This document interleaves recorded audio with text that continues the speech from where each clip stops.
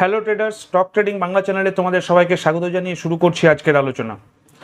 যেমনটা আমরা সবাই জানি যে একটি যুদ্ধের বাতাবরণের মধ্যে আমরা আপাতত রয়েছি, যার ফলে ইন্ডেক্সের মধ্যে অর্থাৎ শেয়ার বাজারে একটি বড়সড় মোমেন্টাম আমরা ডাউনওয়ার্ডস দেখতে পাচ্ছি।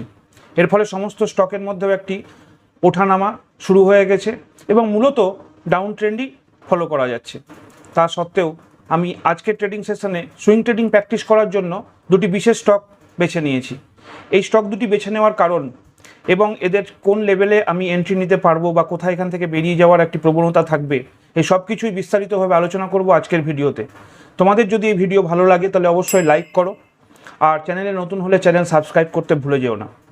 তবে এই প্রসঙ্গে ট্রেডার আমি একটি কথা তোমাদেরকে মনে পড়িয়ে দেবো যে আমি সেবি রেজিস্টার্ড কোনো স্টক অ্যানালিস্ট বা ফাইন্যান্সিয়াল অ্যাডভাইজার নই। তাই আমার বলে দেওয়া কোনো স্টকের লেভেলে বা স্টক প্রাইসের ওপরে ট্রেড বা ইনভেস্ট করার আগে তোমরা অবশ্যই ফাইন্যান্সিয়াল অ্যাডভাইজারদের থেকে অ্যাডভাইস নিয়ে তারপরে বিনিয়োগ বা ট্রেডিং করতে পারো। ট্রেডার্স, মূল আলোচনায় ঢোকার আগে আমরা দেখে নেব আমাদের বর্তমানে মার্কেটের অর্থাৎ ইন্ডেক্সের নিফটি 50-র কী সিচুয়েশন, কোন পরিস্থিতিতে বর্তমানে নিফটি 50 দাঁড়িয়ে রয়েছে এবং বাজারের মোমেন্টাম কোন দিকে রয়েছে সেটা দেখার জন্য আমরা চলে আসবো আমাদের ল্যাপটপ স্ক্রিনে। দেখতেই পাচ্ছি যে নিফটি 50 আওয়ারলি ফ্রেমওয়ার্কের মধ্যে যেটা রয়েছে, দেখো আমার বলে দেওয়া যে সেলিং জোন, খুব ভয়ঙ্কর একটি জোনের মধ্যে এটি রয়েছে। গতকালকে ট্রেডিং সেশনে যখন ট্রেড শুরু হয় তারপরে কিন্তু প্রথম অর্ধে নিফটি 50 এখানে ক্রস করার চেষ্টা করে, কিন্তু হঠাৎ করে সেলিং প্রেসার থাকার জন্য বা কোনো নিউজ বেসের জন্য মোটামুটি 1:15 নাগাদ পরপর নিফটি নিচের দিকে ডাউনওয়ার্ড যেতে শুরু করে এবং শেষ অর্ধে এটি আবার একটি পজিটিভ মোমেন্টাম যাওয়ার চেষ্টা হয়। আমি এখনও বলছি, যতক্ষণ না এই সেলিং জোন ক্রস করে গ্রিন ক্যান্ডেল ক্লোজ দিচ্ছে ততক্ষণ পর্যন্ত আমি কোনোভাবে মেনে নিতে পারছি না যে ইন্ডেক্স একটি স্থিতিশীল পরিস্থিতিতে অর্থাৎ স্টেবিলিটিতে এসছে। আমার মনে হচ্ছে যে পুরোপুরি যে ইসরায়েল বা ইরানের এই যুদ্ধের ফলেই এই ধরনের একটি পতন শুরু হয়েছে। এর পিছনে আরও অনেকগুলো কারণ থাকতে পারে। সবচেয়ে বড় কারণ এখন যে সংঘটিত হচ্ছে লোকসভা ভোট, এটি একটি বড় ফল। দেখো, যদি এটা ওয়ার্ল্ড মার্কেটের সাথে সাথে চলতো এবং যুদ্ধের কারণের জন্যই পড়তো, তাহলে বর্তমান সিচুয়েশানে ওয়ার্ল্ড মার্কেটে যে সমস্ত বড় ইন্ডেক্সগুলো রয়েছে, ডাউ জোন্স এবং সর্বোপরি ইরান বা ইসরায়েলের স্টক মার্কেটে কিন্তু কোনো নেগেটিভ ইম্প্যাক্ট আমরা দেখতে পাচ্ছি না।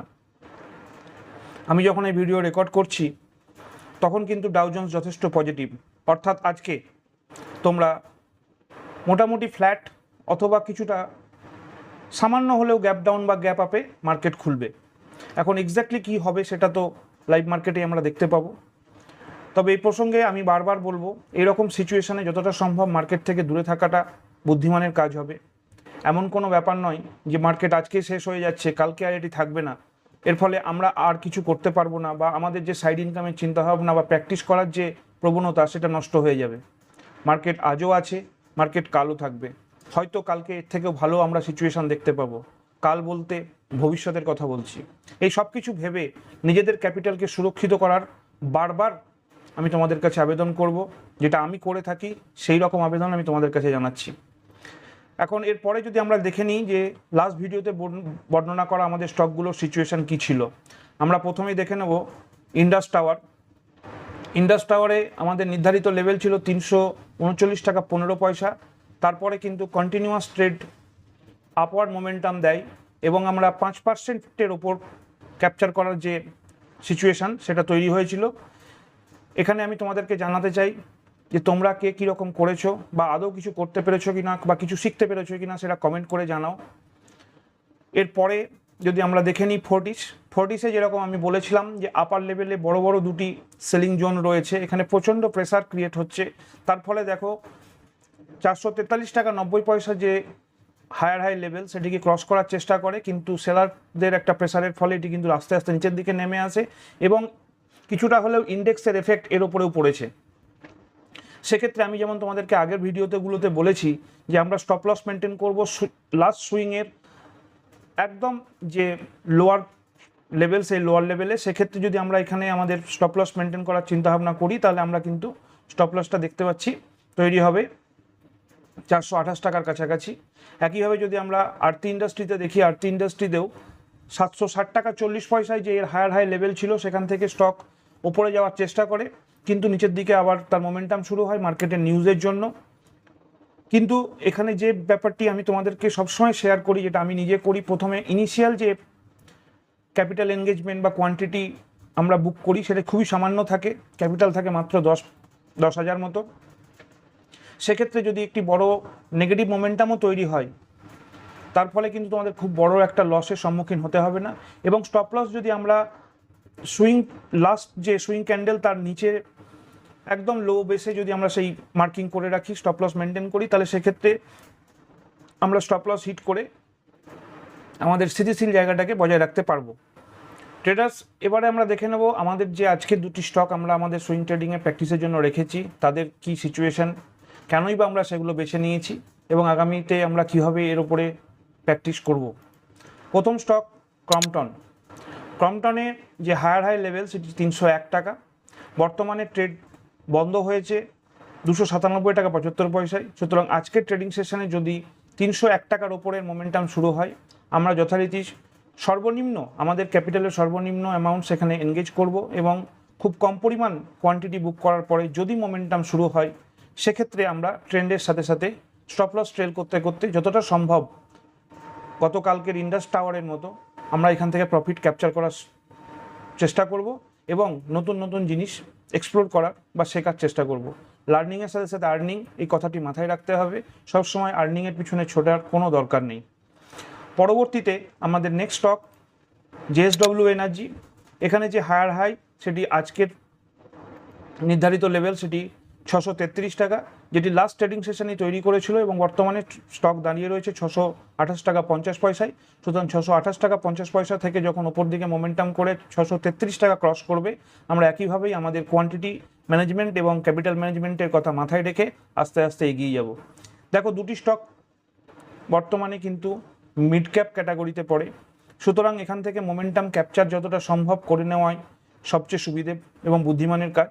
এগুলো লং টার্ম বা শর্ট টার্মের জন্য নয়, আমি এগুলো শুধুমাত্র সুইংয়ের জন্যই রেখেছি এবং সুইং প্র্যাকটিসের জন্য এগুলোকে বেছে নিয়েছি।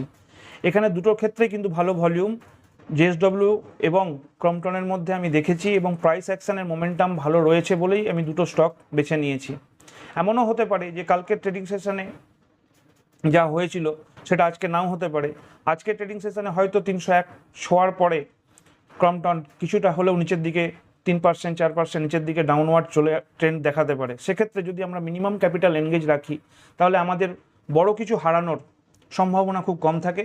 এবং বারবার বলবো, স্টপ লস যদি আমরা মেনটেন করি এর ঠিক ডাউন আগের যে সুইংয়ের লো সেটা হচ্ছে 287 টাকা 20 পয়সা বা অলমোস্ট 287 টাকার মধ্যে। আমরা যখনই ট্রেড ইনিশিয়েট হওয়ার পর নিচের দিকে চলে আসবে এবং এই স্টপ লস হিট করে যাবে, আমরা সেখান থেকে কুইট করব। পরবর্তী স্টকের জন্য আমরা অপেক্ষা করব। কোনো স্টক যদি আমরা আরও ভালো পেয়ে থাকি তাহলে সেইভাবে সেখানে এগিয়ে যেতে পারবো। ট্রেডার্স, আলোচনা শেষ পর্যায়ে চলে এসেছি। এখন আমি তোমাদেরকে একটি কথা মনে পড়িয়ে দেবো যে এরকম একটি ডাউন ট্রেন্ড মার্কেটের মধ্যে সুইং ট্রেড প্র্যাকটিস করার জন্য স্টক খুঁজে পাওয়াটা খুবই দুঃসাধ্যের ব্যাপার। তা সত্ত্বেও আমি অনেক কষ্ট করে এগুলো খুঁজে পাওয়ার চেষ্টা করি এবং নিজে প্র্যাকটিস করার সাথে সাথে তোমাদেরকেও প্র্যাকটিস করতে বলি। আমি বারবার বলবো যে লার্নিং ভালোভাবে করলে তবেই আমরা আর্নিং করতে পারবো। লার্নিং না করে আর্নিং করার চেষ্টা করলে এই সমস্ত যে ক্যাপিটাল ম্যানেজমেন্ট বা আমাদের যে কষ্টার্জিত যে অর্থ সেটাকে ভুলভাল জায়গায় প্লেস করে সেখান থেকে লস করার কোনো রকম ইচ্ছে আমার নেই এবং আমি চাই না তোমরাও ভবিষ্যতে এই ধরনের কোনো কাজ করে থাকো। তাই আলোচনা ভিডিও যদি ভালো লাগে তাহলে অবশ্যই লাইক করো, ভালো না লাগলে ডিসলাইক করতে পারো। বন্ধুদের মধ্যে শেয়ার করে তাদেরকে জানানোর বা জানার সুযোগ করে দাও। আর চ্যানেলে নতুন হলে অবশ্যই চ্যানেল সাবস্ক্রাইব করো এবং বেল আইকনটি অন করে রাখো, যার ফলে যখনই ভিডিও দেবো, নতুন ভিডিও আসা মাত্রই তোমরা সেখানে নোটিফিকেশান পাবে এবং দেখতে পাবে। আজকের মতো এখানেই আলোচনা শেষ করছি। ভালো থেকো, সুস্থ থেকো। জয় হিন্দ, জয় ভারত।